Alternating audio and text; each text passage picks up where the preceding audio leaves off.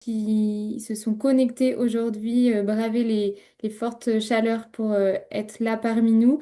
Comme vous le savez, ce webinaire est porté par deux structures que sont l'ICPC et le Réseau national des budgets participatifs et s'inscrivent dans un cadre un peu plus large qui est un chantier sur plusieurs webinaires et ateliers pour réfléchir collectivement à ce que peut devenir, ce que nous apportent les budgets participatifs dans les communes et ce que pourrait être une participation au budget de façon plus large. On est aujourd'hui pour parler plus spécifiquement du côté de l'axe de la modernisation et de la transformation des services et des collectivités en interne. Mais tout ça, on va vous en dire beaucoup plus de choses par la suite. Je vais laisser tout de suite la place à Tiffaine Chaton, qui est coprésidente de l'ICPC, Bonjour à tous. bonjour, pour un mot introductif, et à Emmanuel Quinchès, qui est adjoint au maire à la démocratie locale et à la participation citoyenne à la ville de Lille, qui est administrateur du réseau national des budgets participatifs. Tiffaine, je vous laisse la parole. Merci beaucoup, Clémence. Merci. Je suis très heureuse de vous accueillir au nom de l'ICPC pour cette deuxième session du cycle de webinaires du chantier que nous menons avec le Réseau national des budgets participatifs autour d'une question très simple mais essentielle: comment imaginer l'avenir des budgets participatifs? En effet, on a vu que les budgets participatifs sont souvent le premier véritable espace de participation dans les collectivités territoriales, mais on peut s'essouffler, se fatiguer, avoir besoin d'innover. Donc, ce cycle s'organise autour de 4 webinaires qui permettent chacun d'aborder une dimension structurante de cette question. Le premier webinaire, qui a eu lieu le 27 mai dernier, portait sur le budget participatif comme outil pédagogique auprès des citoyens. Le deuxième webinaire, qui nous réunit aujourd'hui, porte sur le budget participatif comme levier de transformation organisationnelle et stratégique dans les collectivités. Le troisième, qui aura lieu à la rentrée, sera consacré aux modalités de décision dans les budgets participatifs. Comment décide-t-on? Qui décide? Et comment ces dispositifs peuvent-ils encourager de nouveaux modes décisionnels?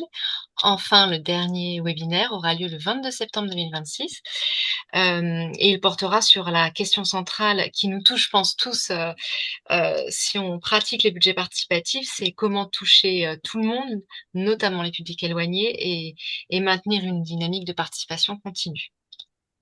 L'ensemble de ces échanges, donc il y a là 4 webinaires, l'ensemble de ces échanges nous ouvrira un temps fort donc pour les rencontres nationales des budgets participatifs qui auront lieu le 8 et le 9 octobre à Nantes. Lors de ces rencontres, il y aura un atelier spécifique qui permettra de prolonger toutes ces réflexions, tous ces échanges, peut-être même de les structurer encore davantage avec la participation de tous. Et début 2027, tout ce travail, donc à la fois les webinaires plus l'atelier débat qui aura lieu à Nantes, produira un dossier de synthèse et des propositions. Donc, avant d'entrer dans le vif du sujet d'aujourd'hui, je vous propose de revenir quelques instants sur le premier webinaire, sachant que sur le site de la plateforme de Respublica, merci d'ailleurs Clémence pour le compte-rendu, c'est vraiment très appréciable. Tout est disponible, à la fois le compte-rendu et le replay du webinaire. Donc, on s'est demandé en quoi le budget participatif pouvait nourrir des apprentissages à la fois pour les citoyens, mais au-delà, ça pouvait être aussi en interne. Donc, il y a eu des échanges avec un habitant de Rennes, des agents de collectivité, mais également une anthropologue qui a pu éclairer les notions d'apprentissage, justement. Et à travers ce webinaire, on a décelé, enfin les participants ont décelé 5 ingrédients vraiment majeurs pour, heu, pour faire en sorte que ces apprentissages soient effectifs. La première chose, c'est de disposer de ressources. Ressources étant un peu de personnes, un peu de temps, en tout cas un minimum pour accompagner les citoyens, notamment dans les phases d'idéation. Ensuite, il y avait la question d'avoir une pédagogie active, c'est-à-dire que pour que les personnes puissent vraiment être consolider leurs apprentissages, être acteurs, il faut absolument qu'ils puissent être en situation, que ça soit concret pour les citoyens, notamment en utilisant les jeux, donc des jeux sérieux. Autre enseignement de ce premier webinaire, c'est que l'inclusion était primordiale pour faire en sorte que l'approche pédagogique soit effective, notamment d'avoir des dispositifs différents, des lieux, des horaires accessibles, des médiations adaptées aux différents publics. Très important. Enfin, un autre point, enfin pas enfin, mais un point aussi qu'on peut parfois oublier dans nos collectivités, enfin, en tout cas dans les collectivités, et qu'il faut surtout pas négliger, c'est de rendre toujours les arbitrages visibles. Expliquer les contraintes, les critères, les périmètres de compétences, enfin, tout ce qui fera que les citoyens pourront être en confiance avec un dispositif tel que le budget participatif et éviter les déceptions. Comprendre bien tout le processus. Et enfin, ça va faire le pont avec ce qu'on a vu, ce qu'on va voir aujourd'hui, pardon. Le premier webinaire a montré comment il était important d'ancrer le budget participatif dans l'organisation elle-même, associer les services techniques très en amont, construire une culture commune de la participation et liée au budget participatif également. Donc ce qui nous amène très concrètement au sujet d'aujourd'hui, c'est-à-dire que, on voit que, le budget participatif peut être un levier de transformation organisationnelle et stratégique et la question qui va nous guider, c'est à quelles conditions il peut le devenir?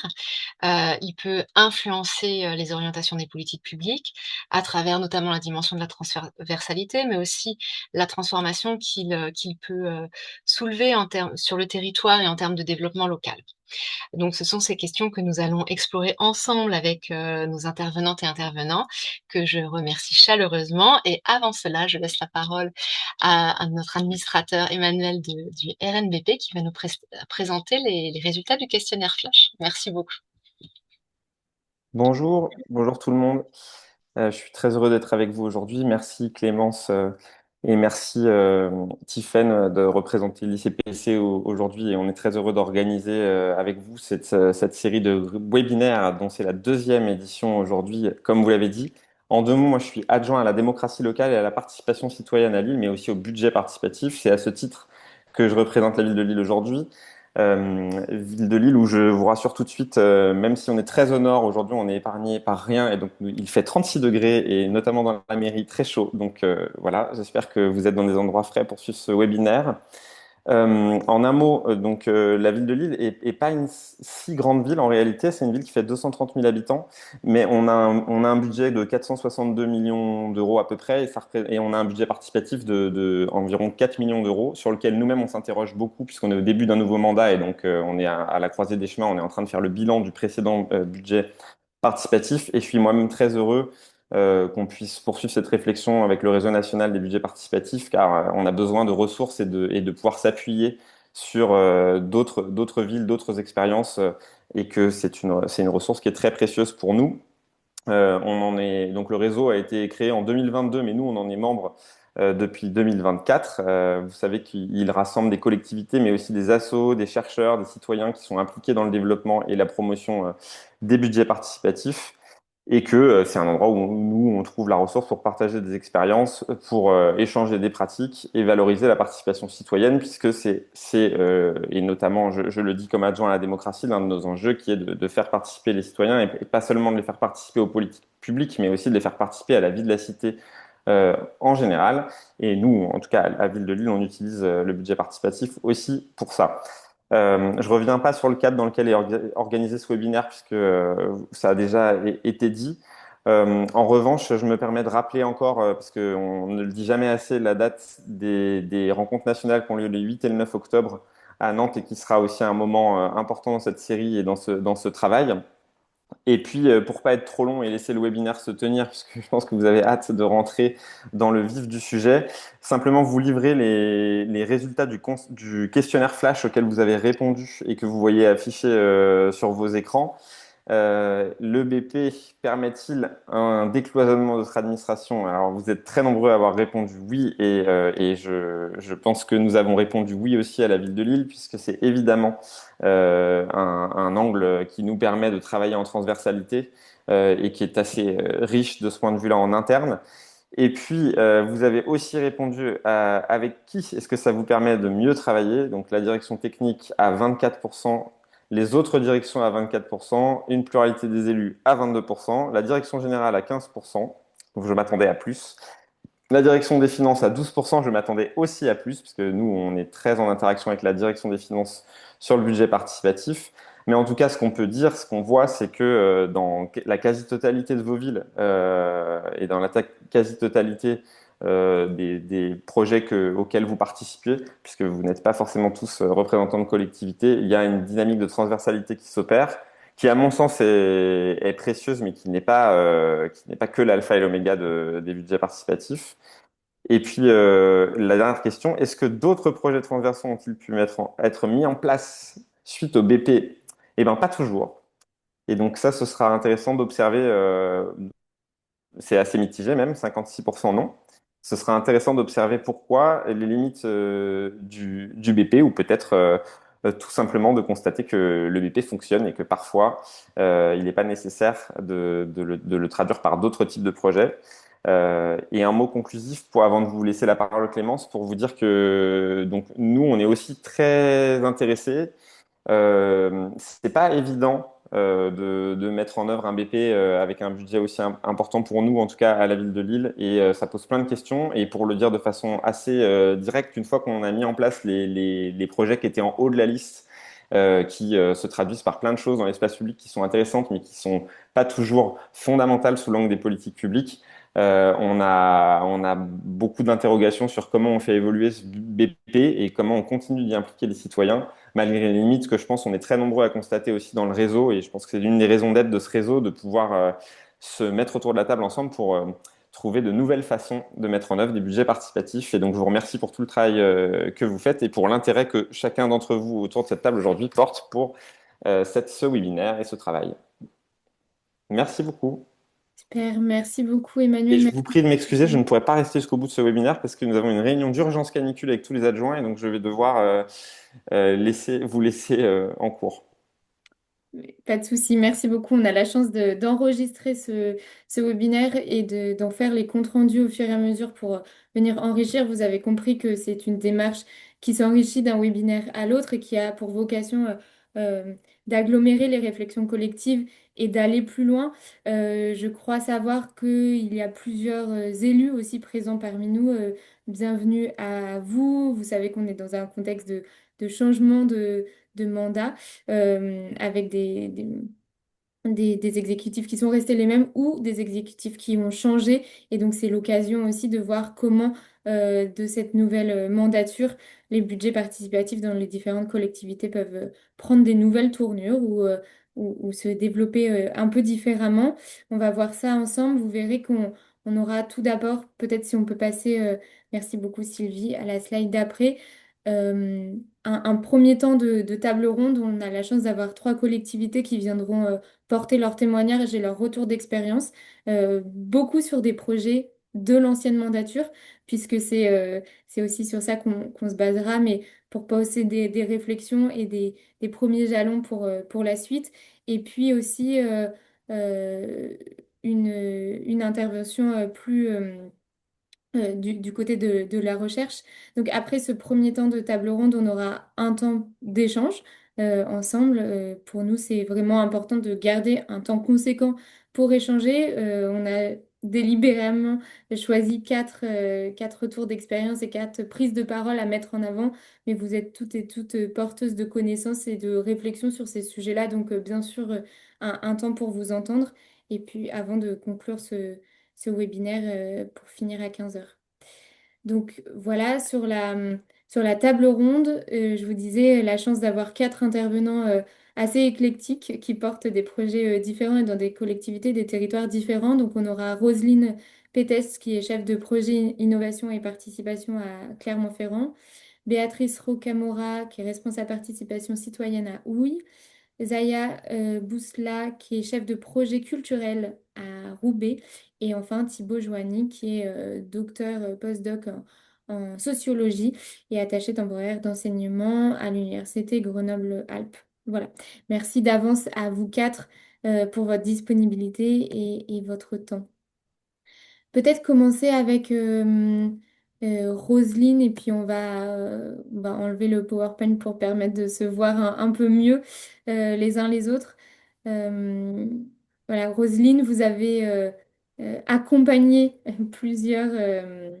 la mise en place de plusieurs budgets participatifs, beaucoup travaillé aussi sur la transversalité. Alors, Tiffaine en parlait, on en a déjà parlé au premier webinaire, mais c'est aussi une notion qui est assez forte, qui revient au fur et à mesure, la transversalité et comment embarquer les services autour du budget participatif, mais aussi comment pousser les réflexions, et vous allez nous en parler sur les questions d'innovation publique, ce Mm. qui a émergé au sein de votre service. Peut-être. Peut-être je vous laisse la parole pour nous dire comment le budget participatif a fait évoluer les manières de travailler avec les différents services et puis dans un deuxième temps la place de ce budget participatif dans les réflexions sur la pratique et sur l'accompagnement de l'innovation publique dans votre collectivité. Oui, merci. Bonjour à tous. Oui, du coup, à Clermont-Ferrand, le budget participatif, il a été initié en 2018, donc c'était la première édition. Et en fait, c'est le premier gros dispositif phare de participation citoyenne qui a été mis en place. Et en effet, il a amené du coup pas mal de transversalité auprès des services, puisqu'en fait, le budget participatif il nécessite de travailler en mode projet et de rassembler plusieurs directions autour d'un même projet. Et, euh, et à Clermont-Ferrand, il a mobilisé par exemple une vingtaine de directions à chaque fois, donc surtout pour l'analyse des projets, mais aussi pour mobiliser des habitants sur le terrain via les maisons de quartier, etc. Et moi-même, j'étais assez surprise au début de voir quand j'organisais des réunions en interservices autour des projets que bah, voilà, il y a des services qui ne se connaissaient pas, des agents qui ne se connaissaient pas. Voilà. Donc déjà, j'ai vu que ça avait créé pas mal de liens et même si le mode projet, il existe hein, dans certains services, voilà, ça a permis de le développer dans d'autres qui le pratiquaient encore assez peu. Il a aussi permis en fait de développer un peu les méthodes de ce qu'on appelle le design social, donc c'est-à-dire de partir des usagers en fait pour monter des projets, d'expérimenter aussi, de tester. Souvent, on a vu qu'en effet, le budget participatif, il permettait de faire sortir des projets sur lesquels la collectivité ne serait pas forcément allée euh, ou de s'adapter aux nouveaux usages aussi en ce qui concerne la pratique sportive de plein air ou les jeux pour les enfants, etc. Et donc ça aussi, ça fait partie un peu des principes du design et bah, de tester des choses à l'échelle. Et ce qui nous a permis aussi de développer, il a amené en fait une politique d'innovation interne puisque assez vite, on s'est rendu compte que ce qui empêchait le budget participatif de développer son plein potentiel, c'est qu'en interne, il y avait encore pas mal d'incompréhension, parfois de résistance aussi de certains services. Et du coup, on a commencé à travailler l'acculturation en fait de l'ensemble des agents par différents moyens. Donc, on les a impliqués dans l'évaluation du budget participatif, dans l'écriture du règlement. On s'est adapté aussi un peu à ce qu'ils nous disaient. On a aussi organisé des ateliers, un peu débats, des conférences aussi, débats. Et petit à petit, on a aussi été amené à mettre en place une formation à destination de tous les agents sur la transition écologique, sociale et démocratique. Et du coup, on a pu les mobiliser, on a pu former en fait tous les agents de la ville aux enjeux de la démocratie locale. Donc, tous ces éléments en fait nous ont aidés, en plus évidemment de l'appui des élus et de la DGS. Et en fait, effectivement, on s'aperçoit quand on fait la rétrospective de notre direction, qui est une direction un peu particulière, parce qu'elle est à la fois sur la participation citoyenne et sur l'innovation interne, justement c'est que c'est via le BUPA finalement qu'on a pu développer des projets en interne assez ambitieux. Par exemple, voilà, on voit du coup l'organigramme de la direction. Donc, on voit bien les deux volets. On a une designer de service avec nous aussi. Et une thésarde aussi qui travaille justement sur les questions de communication interne, qui a interrogé justement les directions plusieurs fois pour savoir comment elles avaient évolué dans leur représentation. Et on est assez satisfait d'ailleurs de voir qu'avec les années, finalement, aujourd'hui, elles apprécient mieux le budget participatif qu'au début, voire même elles le considèrent comme essentiel pour certaines. Donc ça, c'est quand même un gros progrès parce qu'au début, c'était pas gagné.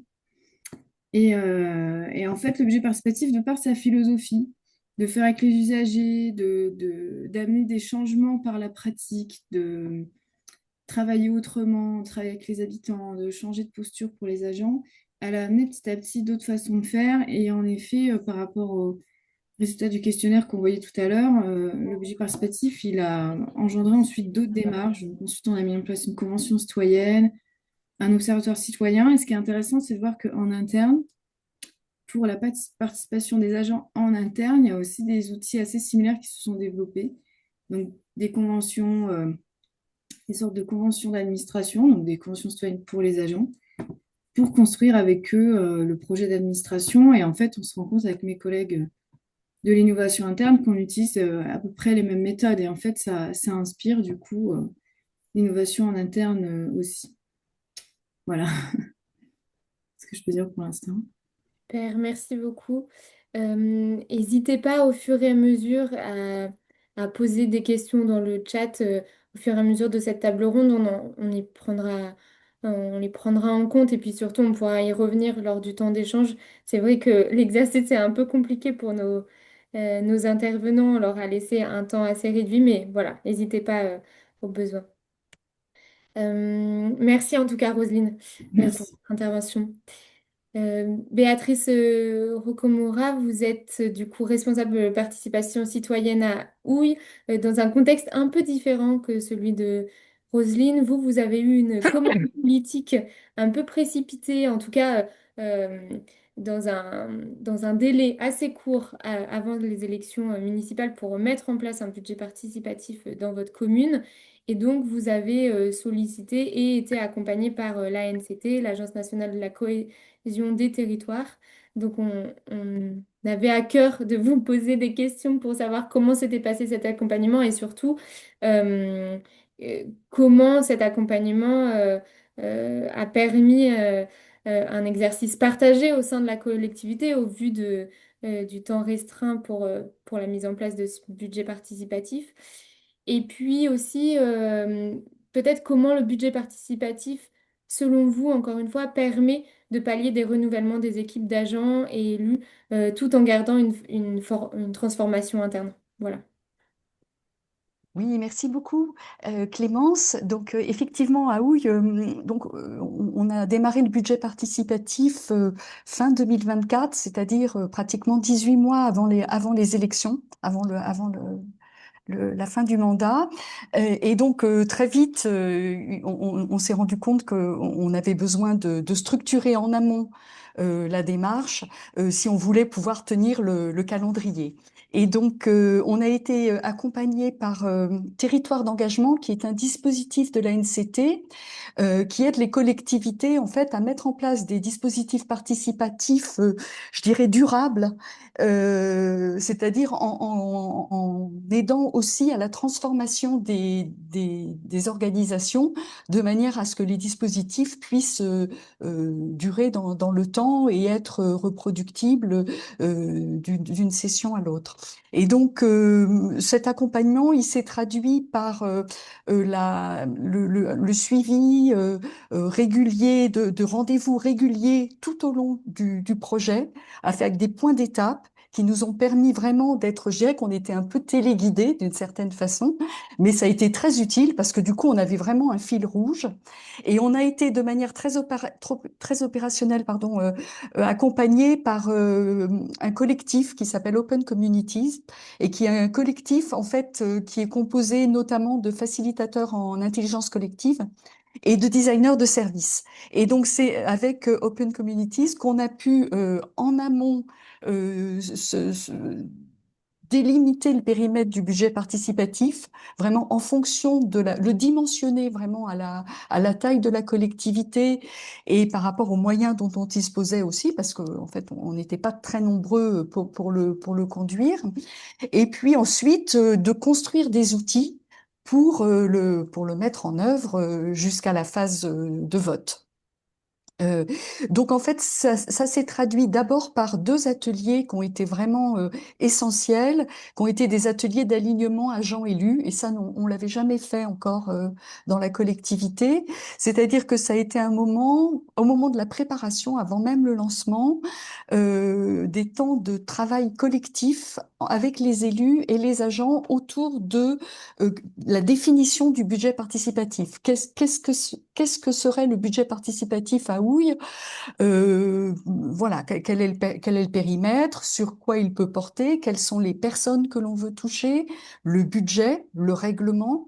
Voilà, donc ces ateliers-là ont été vraiment très importants. Ils étaient animés par un tiers, ça aussi c'était important, c'est-à-dire que en fait il y avait aussi une animation externe qui venait aussi, qui permettait aussi d'avoir vraiment un temps de travail partagé. Ça, c'était intéressant.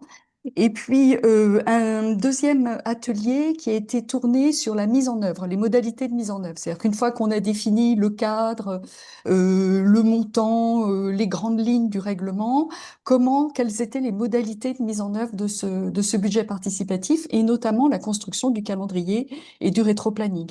Voilà. Donc ce sont des choses qu'on n'aurait pas été capable de faire, nous, en interne, pour un premier budget participatif. Et cet accompagnement, il a été vraiment essentiel parce qu'en fait, dès le départ, ça a permis de mobiliser les services techniques, la communication, le service finance, et voilà, une grande partie des services qui nous ont accompagnés ensuite tout au long du projet. Donc le fait de les avoir associés dès le départ sur ces deux ateliers d'alignement, ça a été vraiment un moteur pour aller jusqu'au bout et arriver à terminer ce budget participatif dans les temps. Voilà ce que je peux dire sur l'accompagnement de la NCT. Merci beaucoup. Et peut-être sur la question, pardon, la question du renouvellement des équipes, des Oui, agents et des élus, comment le budget participatif permet de garder une transformation interne malgré des renouvellements. oui, ça va être un enjeu parce qu'en fait, on relance là la première, une réunion de pré-lancement cette semaine avec les collègues et tant du côté des agents que du côté de l'équipe municipale, on a effectivement des nouvelles personnes puisque on a eu pas mal de turnover dans la collectivité et qu'on a une nouvelle équipe municipale qui est arrivée aux dernières élections. Donc effectivement, l'enjeu, ça va être de pouvoir s'appuyer sur l'expérience précédente, mais également remobiliser. Il va falloir quand même remobiliser des équipes et relancer la machine. Donc je dirais que c'est quand même jamais acquis. C'est-à-dire que pour la participation citoyenne, on a les outils. Voilà, on a quand même le retour d'expérience, mais pour beaucoup d'agents, ce sera quelque chose de nouveau, et pour les élus, ce sera quelque chose de nouveau. Alors bon, l'essentiel, c'est d'avoir un portage élu et direction générale. Voilà, donc là, on démarre tout juste. Ça va être l'enjeu, mais on s'y prend. En fait, on s'y prend très très tôt. En fait, c'est un peu c'est un peu pour nous la méthodologie, c'est-à-dire qu'on se donne le temps de l'anticiper, de bien le circonscrire et de ne pas partir dans des directions qu'on ne serait pas ensuite capable d'assurer jusqu'au bout. On s'est rendu compte notamment que sur la phase réalisation, c'est parfois compliqué. C'est-à-dire que une fois que que les projets ont été votés, on a du mal souvent à travailler avec les habitants. L'engagement des habitants n'est pas toujours évident. Donc ça, c'est quelque chose sur lequel on va devoir travailler et sur lequel on n'avait sûrement pas suffisamment travaillé précédemment. Et donc ça, c'est vraiment quelque chose sur lequel il va falloir insister. Et, euh, et puis sur les phases d'analyse des projets aussi. Euh, Là, j'ai beaucoup de collègues qui sont partis, et donc il va falloir que je remobilise de nouveaux collègues et Mm. et les sensibiliser sur ces phases-là, qui sont des phases importantes et qui sont pas toujours identifiées quand on n'a pas l'expérience du budget participatif. Donc oui, ça va être un enjeu de pouvoir s'appuyer sur les outils qu'on a développés précédemment et en même temps les adapter à un nouveau contexte. Parce qu'en fait, on va jamais, on répète jamais la même chose d'un budget participatif à l'autre, hein. Ils auront leur spécificité. Donc ça va être vraiment voilà, un enjeu pour nous pour pouvoir le redévelopper avec d'autres équipes et dans un autre contexte. Super, mais merci beaucoup et je pense que ça parle à beaucoup d'entre vous, ces changements d'équipe, que ce soit au niveau des services, des agents ou des élus, effectivement. Il y a besoin de de se replonger pour réimaginer les dispositifs. Merci beaucoup, Béatrice. Merci à vous. Euh, Zaya Boulash, je me tourne vers vous. Vous êtes chef de projet culturel, alors pas forcément dans un service dédié spécifiquement à la participation des publics. Vous travaillez à la ville de Roubaix et vous avez une particularité, c'est que le budget participatif est dédié au secteur de la culture et a un petit budget a pour objectif, mais vous allez nous en parler un peu plus de créer du lien et d'être au centre, de restructurer un peu, enfin en tout cas de redonner une place plus centrale à la collectivité au centre du dialogue.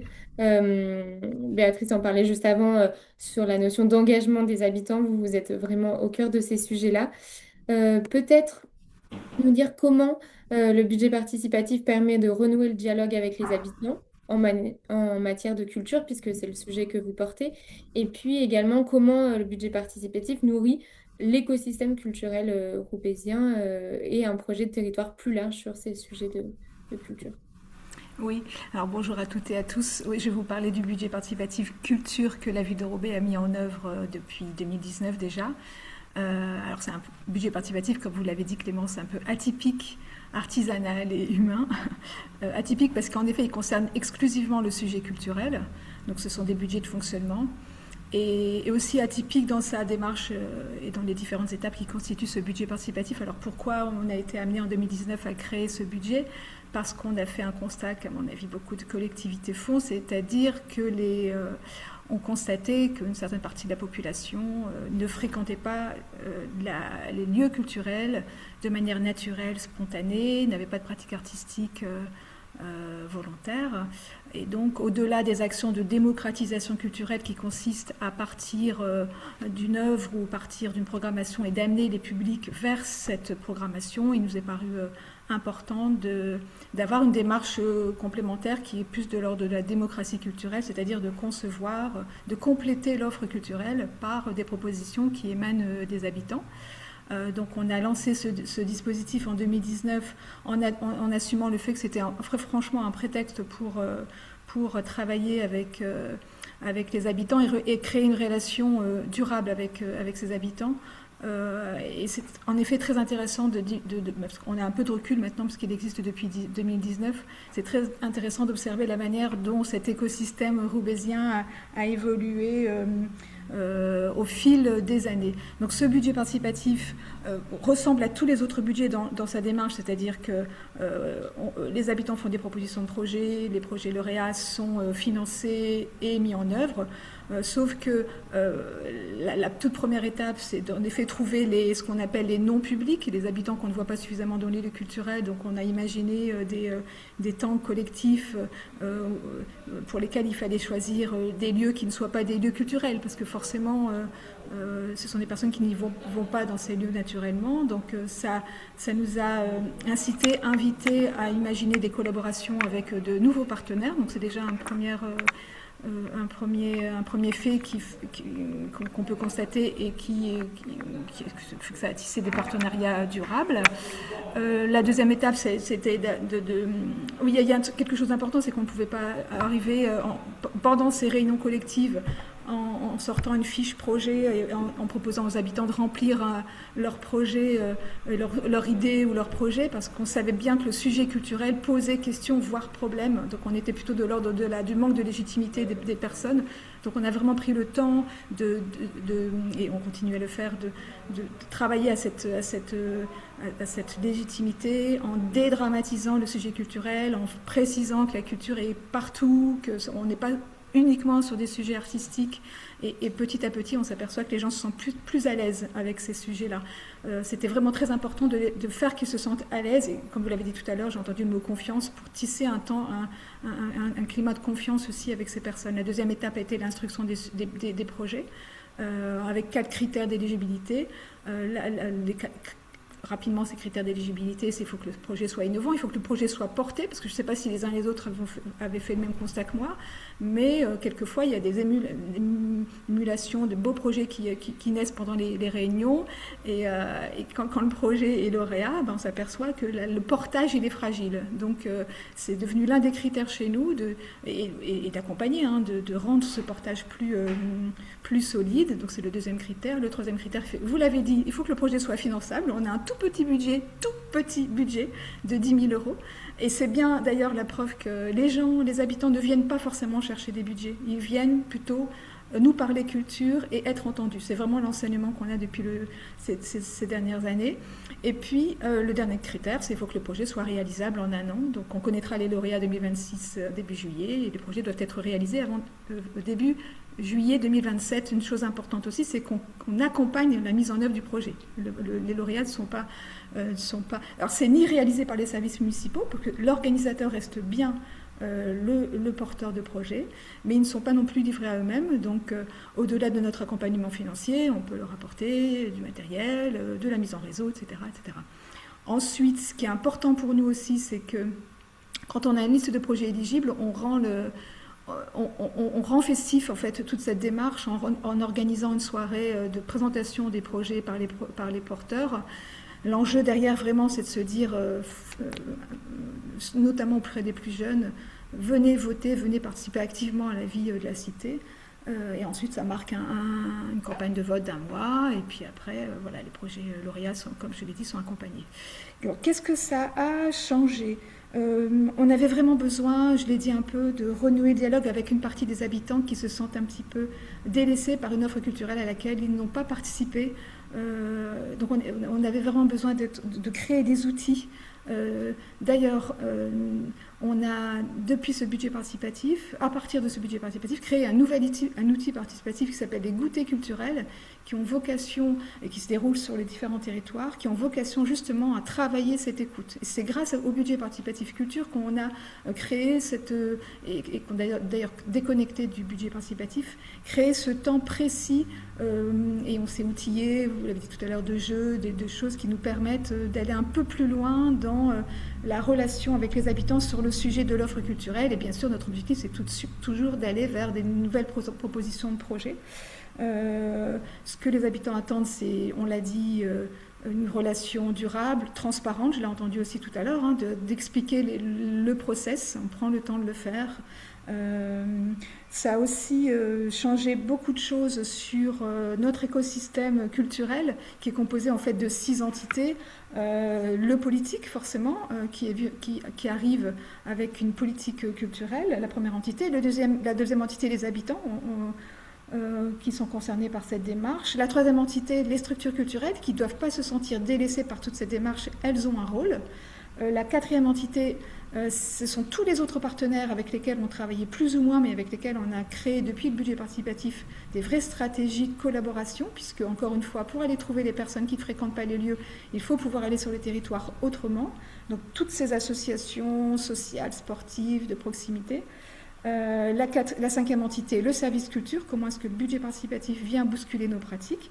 Et enfin, les autres services, puisqu'un projet culturel ne se monte pas dans nos bureaux en relation uniquement avec le porteur de projet. Donc tout cet écosystème a vraiment beaucoup évolué. Je pense par exemple aux politiques qui au début se sentaient pouvoir donner un avis sur les projets qui étaient proposés, et qu'il avait fallu faire un travail pour faire comprendre qu'il fallait, à partir du moment où le projet répondait aux 4 critères, qu'il fallait laisser faire et que c'était un beau baromètre de la manière dont les gens imaginaient l'offre culturelle.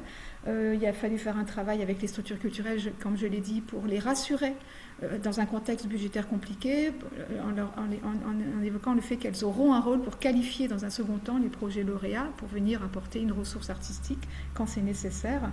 Le service culture, forcément, cette démarche a complètement changé parce que concrètement, les projets qui viennent, parce que le budget participatif se déroule chaque année, les projets qui viennent compléter l'offre culturelle. Et donc, quand on a des projets qui sont en lien avec le jeune public, forcément, on travaille avec nos collègues du jeune public. Quand c'est en lien avec le patrimoine, c'est aussi le cas. Donc, ça transforme durablement à la fois l'offre culturelle telle qu'elle est perceptible par le public, mais aussi nos méthodes et nos manières de faire. J'espère que je n'ai pas été trop longue.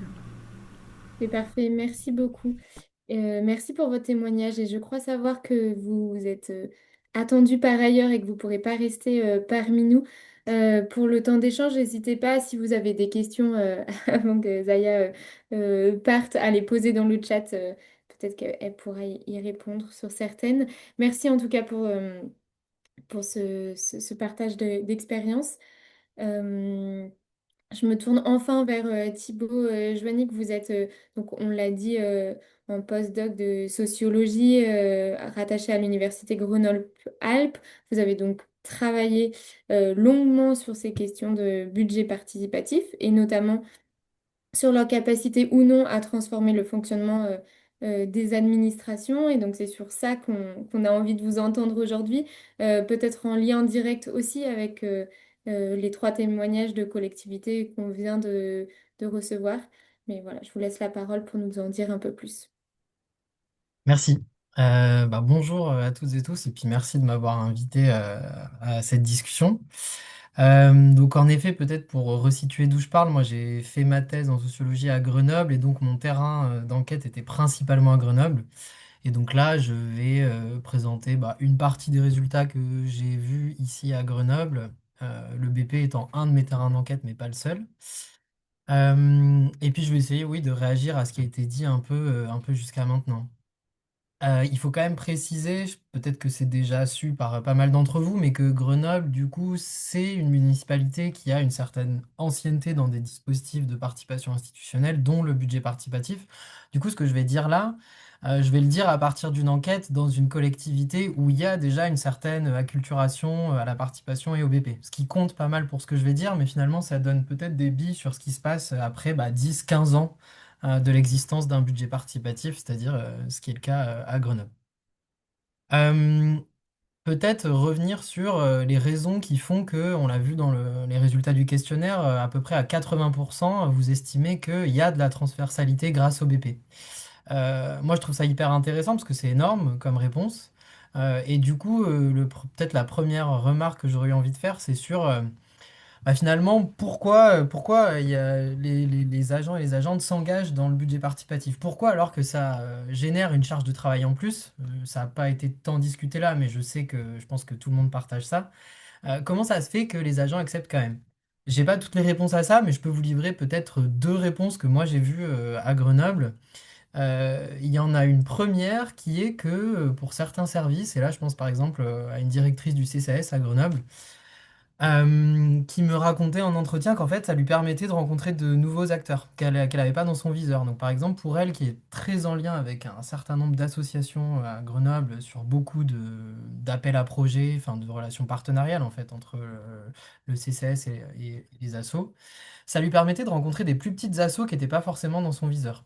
Donc, ça, il y avait l'effet du BP comme une espèce de captage d'acteurs associatifs parfois dans le champ social, en tout cas, dans le champ social en tout cas.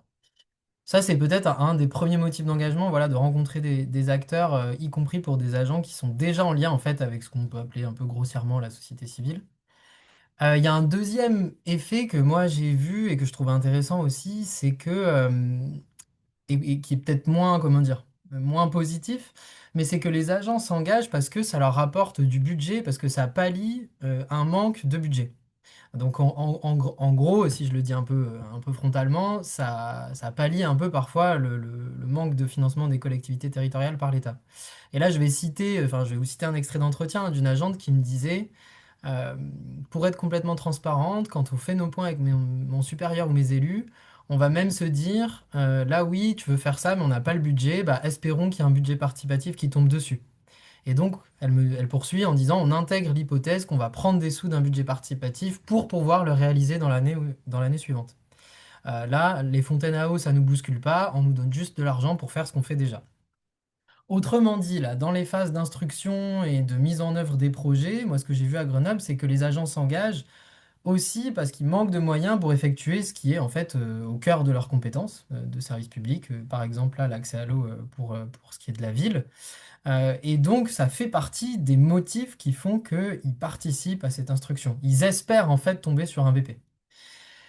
Euh, Peut-être voilà, une deuxième grande remarque que je voulais faire pour compléter un peu ce qui a été dit sur la transversalité, qui est une chose qui est peut-être un des écueils finalement des bureaucraties, quelle que soit l'échelle.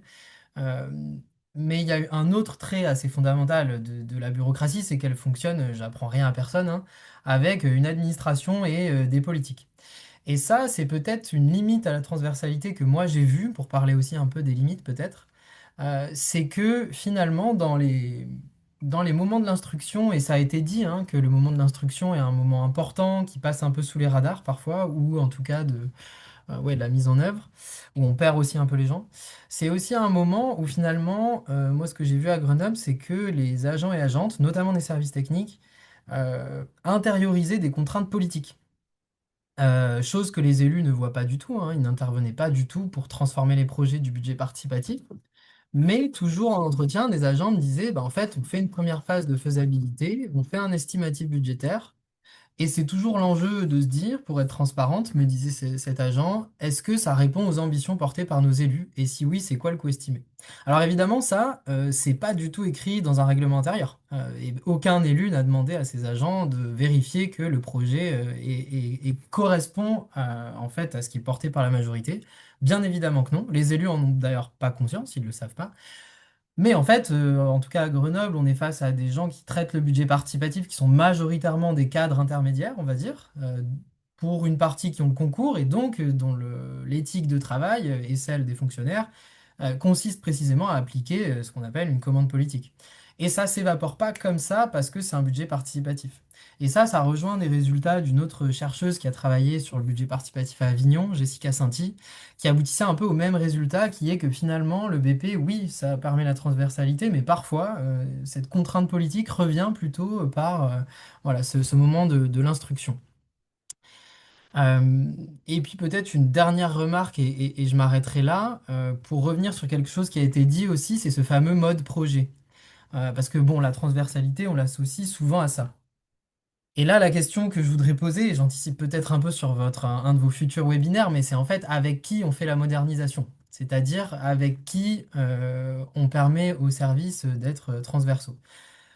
Et pour le dire assez vite, en fait, ce mode projet, et je vous apprends rien non plus, hein, ça a été dit aussi, il n'est pas accessible à tout le monde. Il n'est pas accessible à tout le monde parce que les procédures d'un budget participatif, quel que soit l'endroit où il est mis en œuvre, globalement, le premier frein, c'est que c'est très long. Ça prend beaucoup de temps. Et finalement, ça intègre des gens qui sont, ça c'est le résultat de l'enquête que j'ai fait à Grenoble, majoritairement diplômés à Bac+5, plutôt issus de la catégorie des cadres, et plutôt les employés et les ouvriers sont sous-représentés. Et finalement, un peu plus précisément, on va dire que c'est précisément ce mode projet, cette transversalité, qui est quoi en fait concrètement, qui sont en fait, ça veut dire des réunions avec un certain nombre d'acteurs et d'actrices autour de la table. Ça veut dire voilà, des ordres du jour, enfin bref, en fait plein d'habitudes de travail qui là, pour toutes les personnes que nous sommes ici, c'est un peu le quotidien de travail. En fait, pour plein de gens, c'est le quotidien de rien du tout et ça va pas du tout de soi. Et donc moi, les agents de développement local à Grenoble me disaient, bah en fait, la marche elle est trop haute pour les publics qu'on atteint. À l'inverse, les porteurs de projets que j'interrogeais qui sont cadres, ils me disaient en entretien, j'en cite un par exemple, bah, moi, je suis chef de projet, tu vois, dans une grosse boîte, je sais comment ça marche. J'essaie de tirer les mêmes ficelles. J'essaie de convaincre mon écosystème, ramener des votes. Donc pour lui, c'est facile, en fait, le BP. Pourquoi? Parce que c'est quasiment un quotidien de travail. Voilà, je m'arrêterai là-dessus pour cette troisième observation et pas rogner le temps des questions. Merci beaucoup, c'est très intéressant et notamment ça fait des liens évidents avec des futurs webinaires, notamment notre quatrième webinaire sur la participation au sens large des publics. Merci beaucoup, c'est normal hein, qu'il y ait des choses qui se recoupent et c'est plutôt bien, ça enrichit au fur et à mesure. Merci à tous les quatre pour vos prises de parole. On va passer maintenant à un temps d'échange. Alors, il n'y a pas eu beaucoup de questions dans le chat au fur et à mesure. Donc, il est encore temps de les écrire si vous en avez qui vous viennent. Et sinon, on va vous laisser la parole à l'oral directement. Et je vois, pardon, Pascal.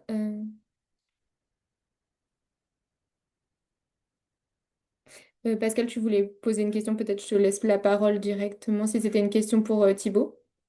C'était un peu pour tous, en vous entendant, déjà merci pour vos interventions, mais en vous écoutant, ça me faisait interroger, est-ce il y a tant d'objets dans nos administrations de collectivités locales qui permettent de mobiliser l'ensemble de l'administration, non pas pour comme répondre à une commande d'élu, faites un dossier ou une commande administrative, mais pour répondre à une commande d'habitants. Je trouvais que là, il y a un objet là de un objet transactionnel, je sais pas comment on pourrait l'appeler, mais en tout cas un objet qui fait un objet commun.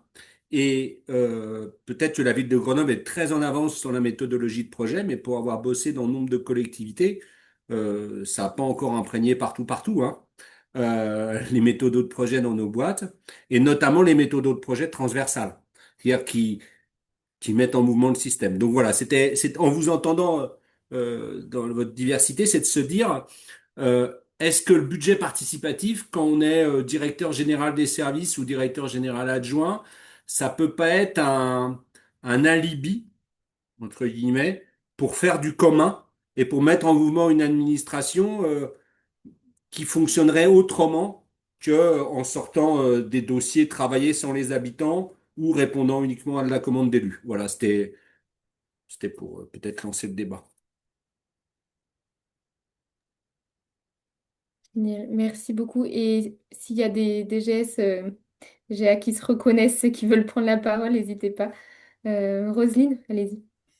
Oui, moi je suis assez d'accord avec Pascal. C'est vrai que malgré en effet hein, toutes les limites du budget participatif que j'ai bien en tête et que ça fait, on ne peut pas forcément faire naître via le budget participatif des projets qui seraient complètement en contradiction avec le mandat politique de la majorité. Voilà, en général, enfin, voilà, c'est assez rare que ça en sorte, mais moi j'ai trouvé quand même que plusieurs fois le budget participatif, par rapport à d'autres dispositifs comme des conventions citoyennes ou assemblées citoyennes, il peut tordre un peu, enfin forcer la main au service des fois, quoi. C'est-à-dire que un projet qui est voté par les citoyens, bah, du coup, il va un peu s'imposer à eux et il y a cette légitimité, une fois qu'il est voté, de dire, bah si, ce projet, du coup, il va être fait, même si, voilà, parfois, certains services ne sont pas tout à fait favorables. Moi, voilà, je veux dire, malgré le travail d'acculturation qu'on fait, il y a encore des services qui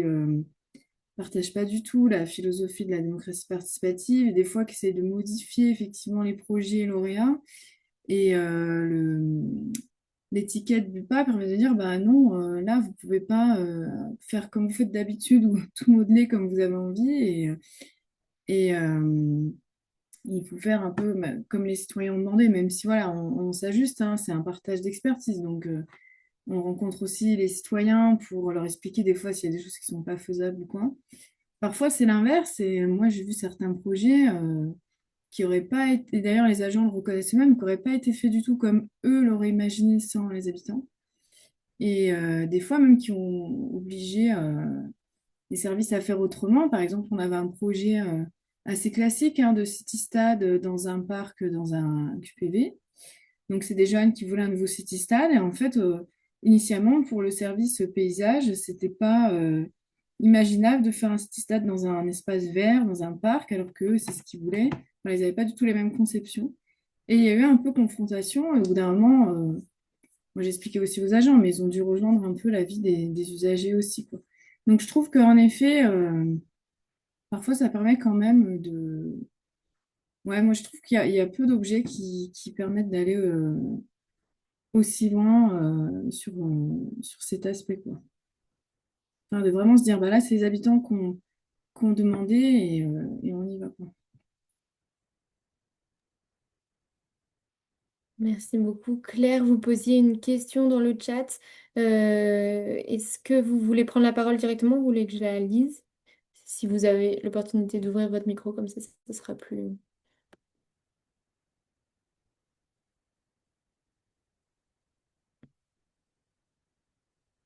Bon, je ne sais pas si le Ah, micro pardon, fonctionne. j'ai pas le micro, désolée.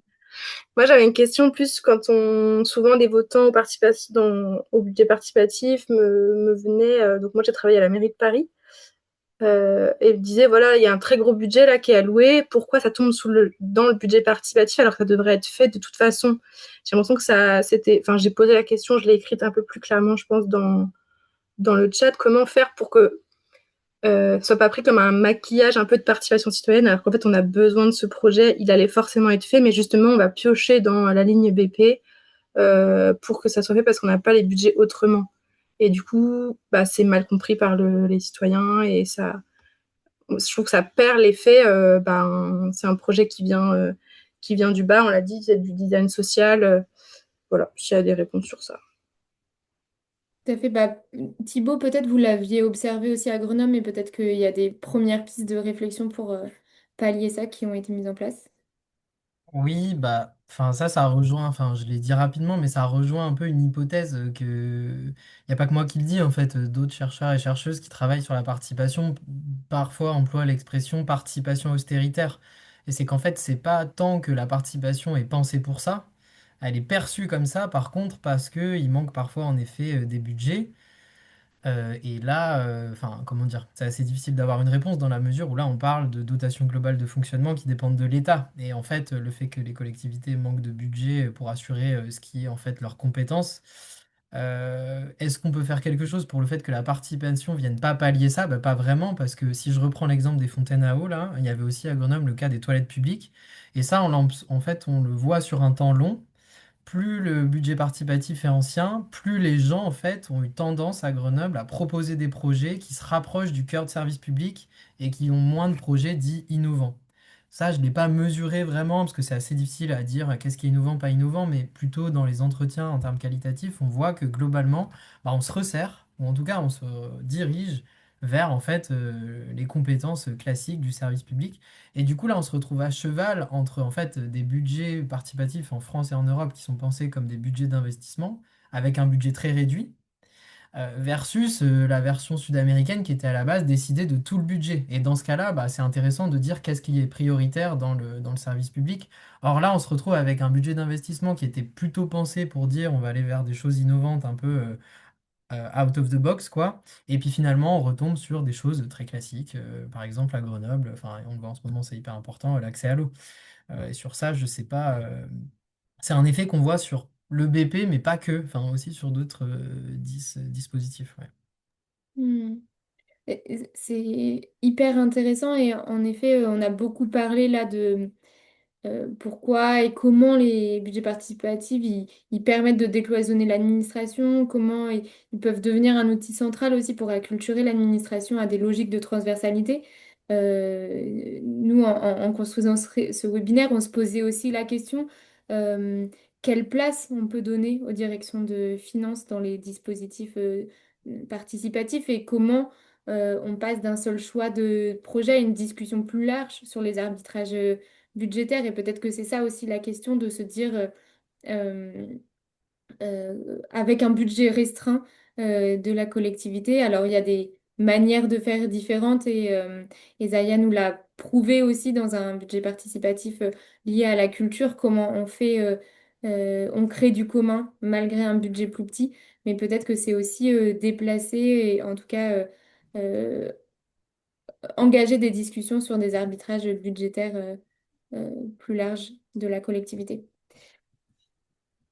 Marie, si vous voulez prendre la parole, parce que vous aviez mis deux questions dans le chat, et puis après, Gabriel, je vous laisse la main.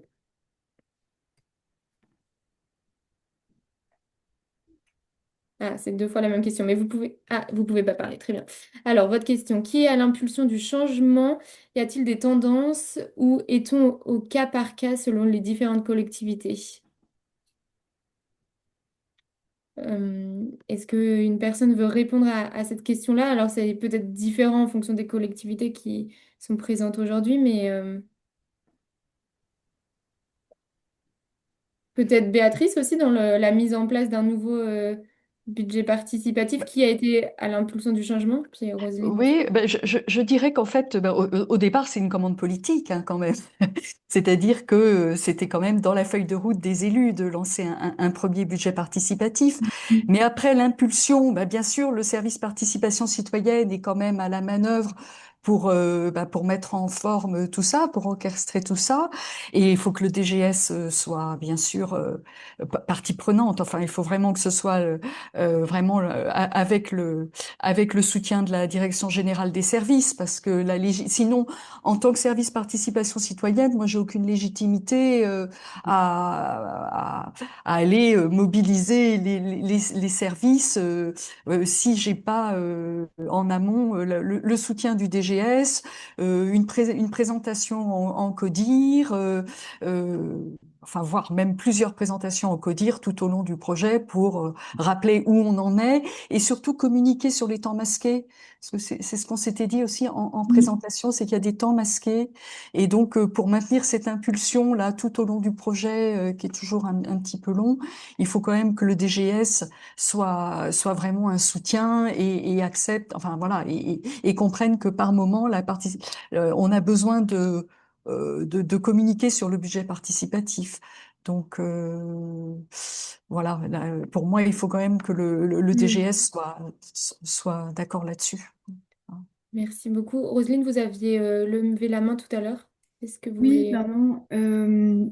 Bah nous, je dirais à Clermont-Ferrand, c'est quand même, je pense, au départ venu plutôt des services, parce que avant que le premier budget participatif soit lancé, le service participation citoyenne avait fait le constat que ce qu'il avait jusqu'à présent ne fonctionnait plus, donc des formats type conseil de quartier qui s'essoufflaient un peu, et avait regardé un peu ce qui se faisait ailleurs, avait découvert le budget participatif, et en fait, c'est un peu le service qui a convaincu le maire et l'adjoint à la démocratie locale via initialement d'ailleurs, c'est assez intéressant par rapport à nos réflexions aujourd'hui, via en fait des jeux de rôle qui avaient été proposés à des citoyens volontaires justement sur le budget global. C'est-à-dire que on avait invité en fait des citoyens à essayer de faire eux-mêmes un budget en prenant différents rôles dans un conseil municipal.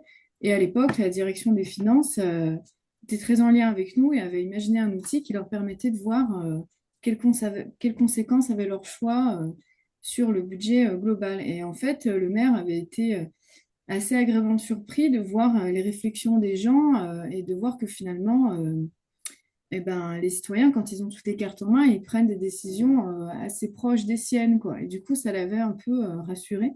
C'est intéressant parce que finalement, on revient un peu à ça aujourd'hui.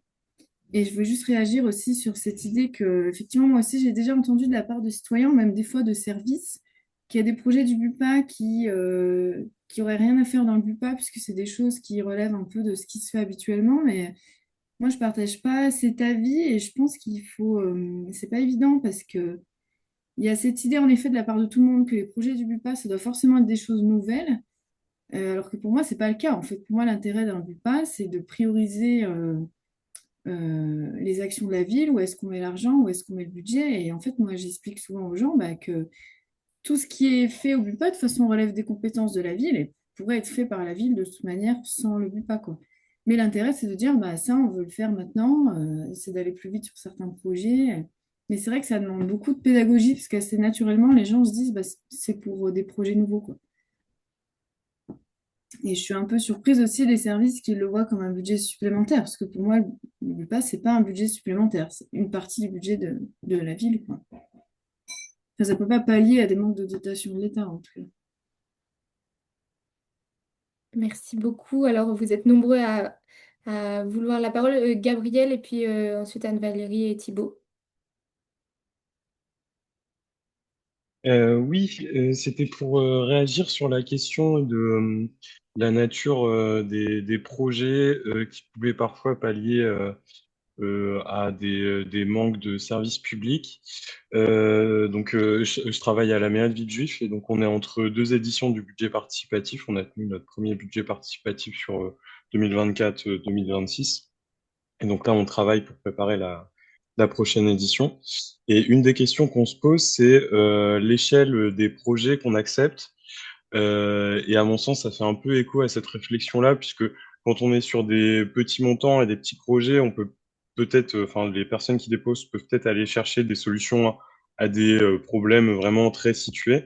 Alors que si on monte sur un plafond minimum de budget par projet, peut-être que ça peut inviter à monter un peu plus des projets d'une ampleur un peu plus large. Donc, c'est pas tranché chez nous pour l'instant, mais c'est un des éléments de réflexion qu'on a en ce moment. Et juste vous partager une expérience sur la transversalité et l'acculturation, puisqu'il n'y avait pas une grosse culture de la participation citoyenne à Villejuif. Donc, pour vous dire, le service démocratie locale, il a été créé en 2022, je crois.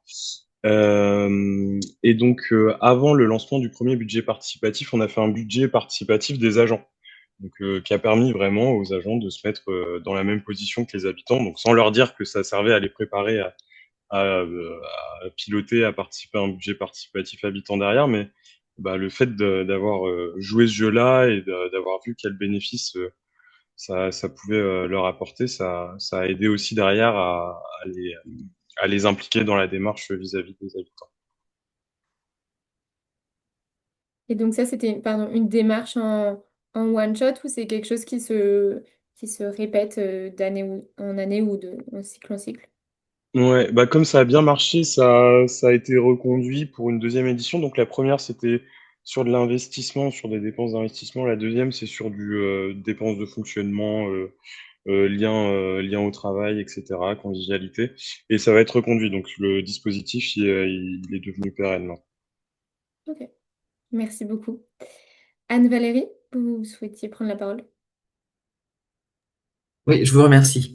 Oui, parce que là, c'est l'élu, et l'élu d'une petite collectivité qui prend la parole, puisque j'entends beaucoup de grandes villes, et nos problématiques par rapport à tous les sujets qui ont été soulevés sont un peu différentes.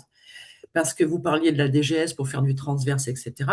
Quand on est sur une collectivité à taille humaine, on connaît ses agents. Moi, je suis déléguée à la démocratie et à la participation, entre autres. Et le transverse, au-delà de la DGS, je connais mes directeurs, mais je connais aussi mes agents de terrain. Alors, dès le départ, de toute manière, lorsque l'on a mis il y a 4 ans en place le budget participatif, j'ai vu qu'au sein, on va dire, des services administratifs, ça a été compris. Par contre, au sein des services techniques, c'est une charge de travail supplémentaire. Et là, il faut faire comprendre quel est l'intérêt. Donc, nous, l'objectif premier était la pédagogie. Et on recoupe un point que vous avez soulevé tout à l'heure, qui a été soulevé, je crois que c'est par Monsieur Joannick, la participation de CSP+, et plus. On est une commune plutôt privilégiée. Et l'objectif pour moi, et notamment et pour notre maire, donc pour notre équipe, c'était justement d'aller au-delà de ces CSP qui maîtrisent tout ça. la pédagogie, du fonctionnement des collectivités, le budget, ils maîtrisent. Et c'est la population, du moins, la population moins privilégiée qu'on souhaite toucher. D'ailleurs, on a une réflexion pour voir comment changer, parce que la pédagogie n'a pas atteint l'objectif voulu. Et donc, c'est d'abord convaincre les services techniques, parce que dans tous les cas, ce sont eux les plus touchés. Le budget, finalement, il est décidé par les politiques. Et à partir de là, qu'en fait-on? Et là, c'est le service financier, etc., va nous guider, bien entendu, au travers de la DGS, et même avec des échanges directs. Pour autant, la décision, elle est là. Et c'est vraiment les agents de terrain qui vont être les plus impactés. Et eux, c'est juste, je trouve intéressant. D'ailleurs, j'ai pris en note le BP agent parce que ça peut être un élément assez intéressant. Mais il y a aussi là, justement, dans l'échange politique-service, les remontées directes. Quand on m'a dit, bon, ça c'est redondant, etc., ça nous donne 11 projets, mais c'est beaucoup de temps pour peu de résultats. Réfléchissez peut-être à une autre méthodologie. C'est à l'écoute des agents que j'ai pu me dire et faire remonter au maire que finalement, si on n'arrivait pas à convaincre nos propres agents, parce que finalement on leur créait du problème au lieu qu'ils y voient eux aussi quelque chose de plus pour la population, on faisait fausse route. Et c'est essentiel pour moi dans les collectivités que les politiques réapprennent à échanger avec les gens de terrain et pas seulement avec la DGS. Alors, c'est pas toujours facile. Nous, on a 450 agents, donc ça va, ça reste à taille humaine. Mais pour autant, ça n'empêche pas l'élu, de temps en temps, dans le mois ou dans l'année, d'aller voir sur le terrain, de rencontrer, d'écouter. En off. Parce que si vous faites une réunion avec la DGS, le DG, etc., les agents ne vous diront pas, sincèrement, n'oseront pas. Parce que d'ailleurs, ce ne sont pas des personnes qui ont l'habitude de prendre la parole. Mais si vous allez rencontrer sur la mise en œuvre, par exemple, du BP, parce qu'on a des choses, nous, c'est de l'investissement, donc on est sur des chantiers, ils vont vous dire, bon, ça va, on a une ville privilégiée de personnes assez âgées. Donc, il y a la collection de bancs à chaque BP. Chaque personne veut son banc dans son quartier. À un moment, ils nous ont dit, bon, basta, parce que chaque année, ça revient. Aujourd'hui, on fait un plan commun, on va faire un plan de banc, on va demander une proposition, on va faire une fois, one shot. Déjà, en termes de commandes publiques, etc., c'est plus optimal. Et eux vont gagner du temps. Et ils vont donc gagner en qualité de travail aussi. Donc, toutes ces choses-là sont à voir. Parce que là, on voit le citoyen. Tout dépend du niveau du citoyen. Vous parliez tout à l'heure de budget d'austérité. Je pense plutôt que les gens sont assez concrets aujourd'hui. Les défibrillateurs, les serviettes hygiéniques, etc., nous, c'est venu du BP, par des jeunes enfants, parce qu'il est autorisé à partir de la 6e. Ils n'ont plus spécialement envie de choses complètement innovantes, extraordinaires. Ils sont assez pratico-pratiques. Et en ça, c'est assez intéressant, parce qu'ils nous ramènent à l'essentiel. Nous, politiques, à essayer de faire des étoiles, des machins, des feux d'artifice. Qu'est-ce qui est important, c'est d'avoir un quotidien agréable, une ville agréable, fonctionnelle, qui répond à leurs attentes du jour. Alors, avec la particularité de la culture, c'est un point que je n'avais pas pensé. Donc, je vous remercie, comme quoi les webinaires sont très riches, puisque je vais piquer des petites idées pour mes collègues également. Mais je pense que le premier point pour moi, c'est l'échange agent-élu. Merci beaucoup. Et ben, merci beaucoup d'avoir donné ce témoignage, notamment du point de vue de l'élu. C'est bien aussi de l'entendre. Thibaut, vous vouliez prendre la parole? Oui, peut-être juste pour une petite remarque sur des choses qui ont été dites dans le chat et que je trouve fort intéressantes sur, au fond, est-ce que le BP, c'est un peu un outil de sondage? Et si oui, sur quelle représentativité? Ça, c'est une question hyper intéressante et peut-être pour juste faire un name dropping de Blondiot qui a écrit sur ça, donc Loïc Blondiot, un chercheur en sciences politiques qui a beaucoup écrit sur la participation, il parlait de ça il y a 20 ans déjà.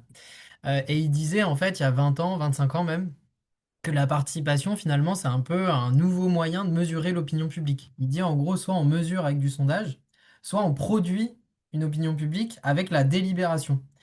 Et alors, en effet, on pourrait se dire, oui, le BP, peut-être que ça permet de prendre le pouls à la manière d'un sondage. Mais du coup, c'est un outil qui est un peu entre deux parce que du coup, soit on fait un sondage et on agrège des opinions individuelles qui se rencontrent pas, simplement qu'on additionne et qu'on mesure. Ce que fait un peu le BP, parce que c'est on propose un projet et puis on additionne les votes pour chaque projet. Alors que ce qui était proposé un peu de façon opérationnelle par Blondiot et d'autres à cette époque-là, c'est de dire, plutôt que d'additionner des opinions individuelles, on va en produire une collective à partir de la discussion. Et peut-être là, c'était voilà, un petit pas de côté pour rappeler que le budget participatif, quand il a été importé en Europe, il s'est détaché de la délibération pour se centrer vers un appel à projet. Enfin, globalement, ça ressemble à un appel à projet auprès des habitants, qui fait qu'on retombe sur un système de vote qui est en fait une mesure, en effet, de l'opinion publique. Et je reviens à ce que je disais tout à l'heure, mais parce que c'est hyper important, la question c'est qui? Parce que, en effet, quelle représentativité on a à mesurer une opinion publique? À Grenoble, par exemple, en gros, le vote au budget participatif, si on calque la carte des quartiers de Grenoble avec le revenu et la participation au municipal, en gros, ceux et celles qui votent au BP, c'est aussi les quartiers où il y a le plus haut revenu et aussi les quartiers où il y a une participation municipale. Autrement dit, on a une représentativité de voix politiques qu'on a déjà par on va dire, les canaux classiques de la représentation politique et de la démocratie représentative. C'est ce qui est donc une vraie question de est-ce qu'il faut, enfin, c'est pas est-ce qu'il faut mobiliser le BP, mais du coup, en tout cas, si on le perçoit comme un outil de mesure de l'opinion publique, il faut toujours se demander en effet bah, qui participe. Voilà, bon, je m'arrête là parce que je vois que le temps file et on pourrait parler des heures de ça. Allez, peut-être juste un dernier mot. Je vois une dernière question qui vous a été posée dans le chat. Est-ce qu'à Grenoble, il y a eu un avant et un après BP dans les bonnes modes organisationnels, pardon, et dans la relation ville-habitant? Donc, sans trop s'étaler, en effet, le temps file, mais si vous voulez y répondre, je vous laisse une minute là-dessus.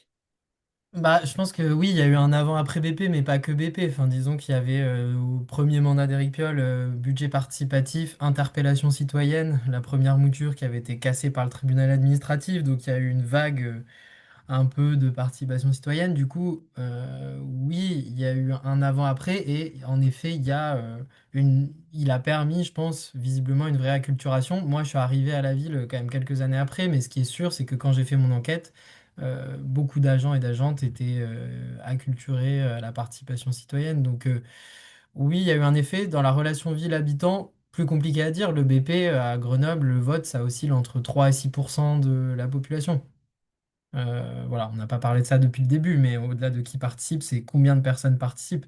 Donc, il y a encore plein de gens qui connaissent pas le budget participatif, donc je dirais que ça n'a pas révolutionné la relation entre la ville et les habitants. D'autres choses, peut-être plus d'ailleurs. Et à ma connaissance, oui, je crois que c'est toujours Boris qui est en charge du BP, mais ça fait un moment que je suis pas allé les voir. Super. Eh ben, merci beaucoup, merci à tous pour vos questions. Je vous propose de clôturer le temps d'échange ici. Mais on a une bonne nouvelle, si on peut remettre le diaporama, pardon, Sylvie, s'il te plaît.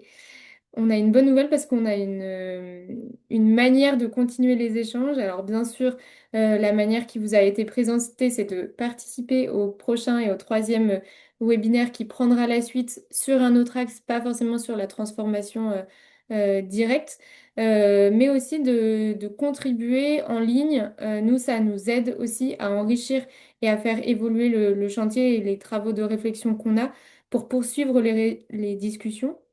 Peut-être que vous êtes plusieurs à ne pas avoir eu l'occasion de prendre la parole ou à poser des questions ou voilà, peut-être que c'est allé rapidement, mais si des réflexions vous viennent à la suite de ce webinaire, on sera heureux de les accueillir. Donc c'est sur la même plateforme où vous vous êtes inscrit et je vais remettre le lien dans le chat, comme ça vous l'aurez hop, à l'écrit. Voilà, si vous voulez vous connecter directement.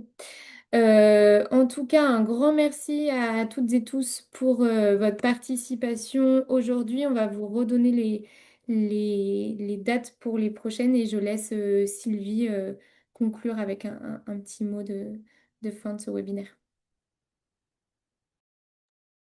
Merci. Alors, je reviens peut-être un tout petit peu en avant parce que j'ai noté quand même 2, 3 éléments que voilà dans le courant de ce webinaire. Donc, ça ne veut pas être une synthèse ou quoi que ce soit, mais du coup peut-être à ce moment-là, avant de repartir chacun et chacune dans nos affaires. J'ai noté deux, trois choses que je trouvais intéressantes. Sur, voilà, par exemple, la question de la place de la DG. On a vu qu'elle pouvait être très centrale ou à côté, et que finalement, peut-être qu'il y avait plein de choses qui se passaient sans la DG et que c'était pas forcément un problème. Enfin, voilà. En tout cas, dès le début, on l'a vu dans le questionnaire Flash, cette question-là a été posée et elle a été reposée un peu tout le long. Ça, c'est une première chose. Ensuite, ce que j'ai noté, c'est la question du temps, le temps préparatoire avec les différents services, le temps d'expliquer le process, le temps de le partager, voire de tester un BP effectivement en interne. Tout ça est un des éléments importants pour poser les outils, pour le partager. Ça, j'ai noté que c'était bien noté, enfin bien central. En revanche, ce n'est pas complètement toujours acquis, notamment en lien avec les élus. Pour les élus qui changent, hein, on a eu des élections. Pour des services qui changent, il y a du flux entrant, sortant, etc. Donc finalement, c'est toujours remettre sur le tapis, enfin je sais plus exactement la formule, mais voilà, vous la connaissez, remettre les choses et que finalement pour le service qui s'occupe du BP, il y a toujours ce besoin en fait de partager, d'être aux côtés, de réexpliquer et voilà. Ce que je trouvais intéressant aussi dans ce que j'avais noté, c'était que finalement, alors oui, dans le fait que ça ne change pas tout le temps et qu'il faut toujours remettre, toujours retravailler, comme nous l'a dit Thibaut, finalement les façons de faire dans les services, parfois elles changent pas, ou finalement des années et des années de loyauté ou enfin je sais pas comment dire, ou de faire d'une certaine façon ne change pas forcément si facilement et que voilà, la question de faire autrement, de l'adaptabilité, de voilà ce que nous a dit Roselyne, le changement par la pratique, ça c'est un sacré challenge et que ça il faut le travailler. Le côté design, le côté plus ouvert, plus collectif, plus transversal, c'est aussi ça le budget participatif. Là on l'a vu dans ce webinaire, il y a tout le travail avec les citoyens et l'écosystème, mais en interne ce travail est quasiment aussi important pour vous. Voilà ce que j'ai noté en gros. Et puis effectivement, toute la question qui est encore en point d'interrogation, c'est est-ce que le budget participatif permet de faire d'autres projets ou des projets innovants, et qu'est-ce que ça voudrait dire qu'être innovant, ou finalement de mettre à l'agenda des projets de l'action publique classique, mais qui ne le sont pas, et que du coup ça permet de les faire remonter jusqu'à ce que nous a dit Anne-Valérie, où finalement un plan banc a été mis en place au fur et à mesure, parce qu'il y avait cette demande-là très, très importante. Donc ça, c'est à voir. Est-ce que le budget participatif est un des éléments des services publics finalement? Aujourd'hui, la question pourrait être posée comme ça. Voilà, juste je terminais par ces quelques éléments. De toute façon, on va faire un compte rendu, on va mettre en ligne le webinaire. Et puis tout ça, effectivement, comme Clémence et Tiffaine l'ont dit en introduction, va alimenter un guide. Donc, n'hésitez pas à nous faire part d'autres réflexions, d'éléments, etc., via la plateforme dont a parlé Clémence. Et on se retrouve, on vous laisse tranquille cet été et on vous propose de se retrouver du coup le 11 septembre sur la question du vote, de la décision, comment on choisit les projets. Ça, c'est une sacrée question aussi. Ce qui est intéressant par le budget participatif, c'est que on va jusqu'à un choix effectivement démocratique par le vote, mais il y a des collectivités qui ne font pas ce choix-là, qui peuvent choisir des jurys, voilà, des panels de citoyens qui peuvent choisir. Et puis finalement, quel type de vote aussi. On sait que les modalités de vote peuvent impacter fortement sur la hiérarchisation. Et puis, qu'est-ce que ça nous dit, cette question-là, pour d'autres projets, d'autres démarches participatives sur lesquelles la question de la décision décision, de la codécision ou des modalités de décision pourraient être posées. Voilà. Ça, c'est le 11 septembre. Et puis très rapidement derrière, le 22 septembre, on sera sur la diversité des publics. Aujourd'hui, on voit, il y a des budgets participatifs pour les jeunes, pour tel ou tel public, etc. Est-ce qu'il y a une obligation, comme nous l'a dit Thibaut? En tout cas, on est face à ce mur de cette question de diversité sociale, comment on travaille cette question-là, voilà. Et on vous donne rendez-vous après le 9 octobre à Nantes. Voilà, je crois que j'ai à peu près tout dit. Merci beaucoup. Et bah, il nous reste juste à vous souhaiter une bonne fin de journée. Merci en tout cas à tous pour votre participation aujourd'hui. Merci beaucoup. Merci. Merci, bon Merci. après-midi. Au revoir. Merci, à bientôt, au revoir. Merci.